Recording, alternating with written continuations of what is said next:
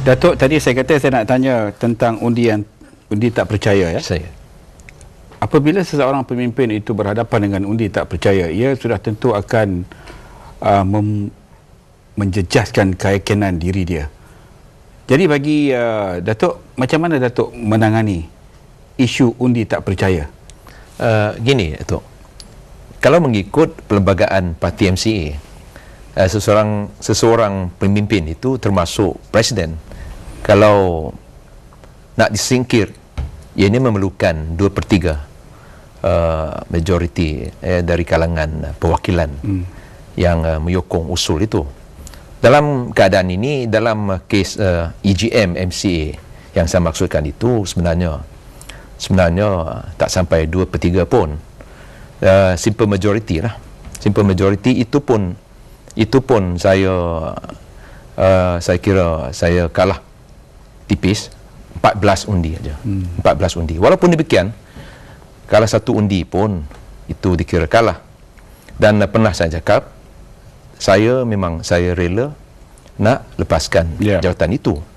Tapi di sini suka juga saya nak maklumkan Datuk dan juga ni ramai kawan-kawan kita ya yang selalunya tanya saya, dan elok jugalah saya maklumkan bahawa selepas EGM yang berlangsung Oktober tahun lalu, betul saya pernah buat persiapan untuk melepaskan jawatan. Surat peletakan jawatan itu pun dalam dua bahasa Cina dan bahasa Inggeris pun saya dah sediakan bukan melalui setiausaha, saya sendiri yang buat. Dan itu kalau tak silap saya pada tanggal 13 hari bulan Oktober yang lalu, bila saya berehat di negara jiran.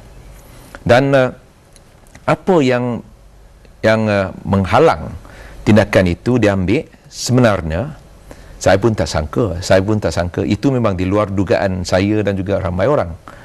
Sebab bila sebelum saya dipanggil satu mesyuarat jawatan kuasa pusat yang berlangsung pada 15 hari bulan Oktober, nampaknya tercetus ni banyak ni perkara-perkara yang di luar dugaan saya. Misalnya apa yang berlaku dalam EGM tu, bagaimana saya tumbang, dan itu pun walaupun pahit lah bagi saya, memang pahit maung. Kata orang, ada juga kawan yang sifatkan itu sebagai harapkan pagar makan padi dan sebagainya. Saya segala-gala ni saya tak tuding jari. Saya tahu apa yang berlaku, cuma saya rasa ni pedih hati saya kerana kadang-kala tak sangkalah persahabatan sekian lama ni pun kalaulah disebabkan oleh ni kepentingan politik, ianya bukan saja pudar persahabatannya, malahan kawan nanti jadi lawan, kan? Itu memang bukan hasrat saya. Tapi pada masa yang sama saya juga rasa bertanggungjawab untuk menyelesaikan 2-3 perkara yang ketika tu saya memang dah gariskan. Biarpun saya pernah kata saya nak lepaskan jawatan, dan dalam surat peletakan jawatan saya tu, walaupun tak jadi saya nak serah ya, tetapi dalam surat itu pun memang terkandung ni ada 1-2 syur di mana saya syorkan saya dapat diberi satu tempoh yang tak begitu panjang untuk sekurang-kurangnya menyelesaikan 2-3 perkara yang berkaitan dengan urusan kerajaan dan juga urusan parti. Dua-dua pun ada. Tapi Datuk, bila Datuk membuat kenyataan, saya mengatakan kalau di EGM 10 hari bulan Oktober itu tidak menerima, Datuk akan berhenti. Dan kemudiannya Datuk tidak berhenti, sedikit sebanyak dia akan menjejaskan kewibawaan Datuk. Bukankah ini satu perkara yang membimbangkan? Ada, Tok. Ya, memang saya setuju. Dan itulah sebabnya saya kata memang saya sediakan segala ni. Dan pada peringkat awal,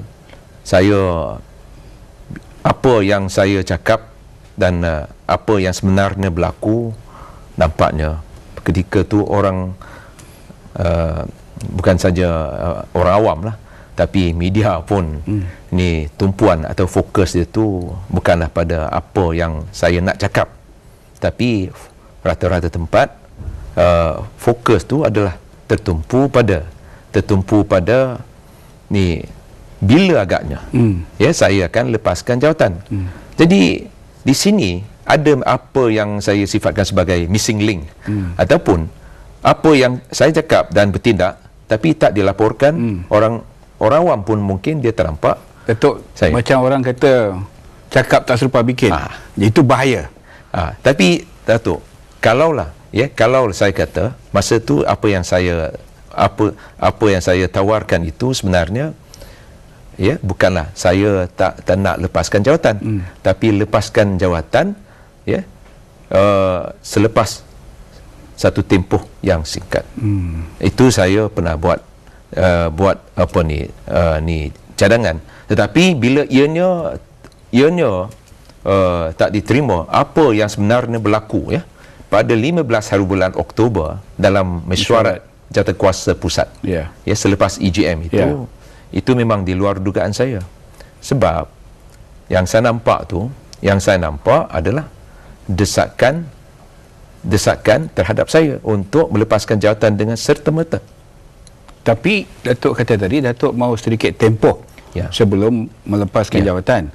Apakah Jawatankuasa Pusat sudah menerima cadangan Datuk untuk melepaskan jawatan selepas satu tempoh? Tak, yang gini. Sebenarnya ketika itu belum lagi surat peletakan ataupun pelepasan jawatan itu diserahkan. Cuma saya bila